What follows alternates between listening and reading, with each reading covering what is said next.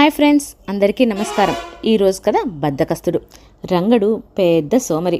అతను ఏ పని చేయకుండా ఎక్కడైనా విందు భోజనం ఉంటే అక్కడికి వెళ్ళి తినేవాడు. అతనికి నాన్నవారు ఎవరూ లేరు. ఆ వీధిలో ఏ ఇంట్లో భోజనం మిగిలినా వారందరూ రంగడికే పెట్టేవారు. ఒకరోజు ఆ గ్రామంలో రంగడికి తిండి దొరకలేదు.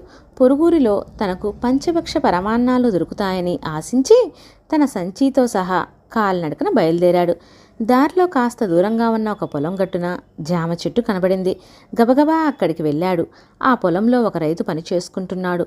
రంగడు ఆ రైతుతో, అయ్యా, నాకు చాలా ఆకలిగా ఉంది, ఈ జామ చెట్టు నుంచి 2 పండ్లు తెంపుకోనా అని అడిగాడు. అందుకు రైతు, 2 నాయనా, 4 తెంపుకో అన్నాడు. ఆ జామ పండ్లు తిన్న రంగడు ఆ రైతుతో, అయ్యా, నాకు ఏదైనా పని చెప్పండి, చేస్తాను అన్నాడు. అప్పుడు రైతు, నా దగ్గర ఏం పని ఉంటుంది, అయినా నువ్వు అడిగావు కనుక చెబుతున్నాను. ఆ బావిలో నీటిని తోడి ఆ మొక్కలకు పొయ్యి అన్నాడు. రంగడు బావిలోకి చేదను వేశాడు. బరువును మోసే అలవాటు లేక బావిలో చేద మునగగానే ఆ బరువును లేపలేక ఆ తాడును బావిలోకి వదిలేశాడు. దాంతో ఆ చేద బావిలోనే పడిపోయింది.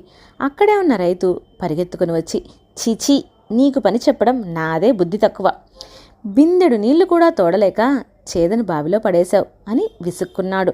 అప్పుడు రంగడు, అయ్యా, నేను ఎన్నడూ ఏ పని చెయ్యలేదు, అందువల్లే ఇలా జరిగింది, నన్ను మన్నించండి అని వేడుకున్నాడు. ఆ రైతు శాంతించి ఒక గుణపమిచ్చి మట్టిని తవ్వమన్నాడు. కొంత మట్టిని తవ్వగానే రంగడి చేతులు ఎర్రగా కందిపోయాయి. దాంతో ఆ పనిని మధ్యలోనే వదిలిపెట్టాడు. అది చూసి రైతు, నీకు ఏ పని చేత కాదు, నీలాంటి వాళ్ళు రోజు కొద్దిగా చేతులకు పనిని అలవాటు చేయాలి అన్నాడు. ఆ మాటకు ఇక ఈ పనులు తన వల్ల కాదని తెలుసుకున్న రంగడు తాను ముందనుకున్న గ్రామానికి తిరిగి బయలుదేరాడు. దారిలో వెనక నుండి దూరంగా భౌభౌమంటూ ఒక కుక్క అరుపు వినిపించింది. రంగడికి కుక్కలంటే చాలా భయం. అతడు భయంతో పరిగెత్తుదామని అనుకున్నంతలో ఎవరో దొంగ వెనక నుండి వచ్చి అతని సంచిని లాక్కొని పారిపోసాగాడు. రంగడు తన సంచి కోసం పరిగెత్తి దొంగను వెంబడించాడు. అతడు ఆ కుక్కను తలుచుకొని భయంతో వేగంగా పరిగెత్తి ఆ దొంగను పట్టుకునే ప్రయత్నం చేశాడు. ఆ దొంగ తను దొరికిపోతానేమోననుకుని తన చేతిలోని సంచిని మూటను పడేసి పారిపోయాడు. వెంటనే రంగడు పరిగెత్తడం ఆపి నెమ్మదిగా తన సంచిని మూటను తీసుకుని ఆ మూటను విప్పి చూశాడు. అది ఒక నగల మూట. నగలతో పాటు కొంత డబ్బు కూడా అందులో ఉంది. ఇంతలో వెనక నుండి కుక్కతో పాటు కొందరు మనుషులు కూడా పరుగెత్తుకొచ్చారు. అతడు కుక్క భయానికి మళ్ళీ పరిగెత్తబోతుంటే ఆ మనుషులు అతన్ని ఆపి, భయపడకు, ఈ కుక్క నిన్నేమీ చేయదు అన్నారు. రంగడు ఆగిపోయి తన దగ్గరున్న నగల మూటను వారికి ఇచ్చాడు. అది ఒక జమీందారుది. అందులోని నగలు వాళ్ళ పూర్వీకులవి. ఆ మనుషులు రంగడిని తమ వెంట జమీందారు దగ్గరకు తీసుకువెళ్లారు. దొంగను వెంబడించింది అతనే అని, అతని వల్లే నగలమూట దొరికిందని చెప్పారు. దానికి జమీందారు చాలా సంతోషించి రంగడికి బహుమానం ఇవ్వబోయాడు. అప్పుడు రంగడు, అయ్యా, నాకు మీ బహుమానం వద్దు, నా సంచి కొరకే నేను పరిగెత్తాను తప్ప ఆ దొంగను పట్టుకోవాలని కాదు.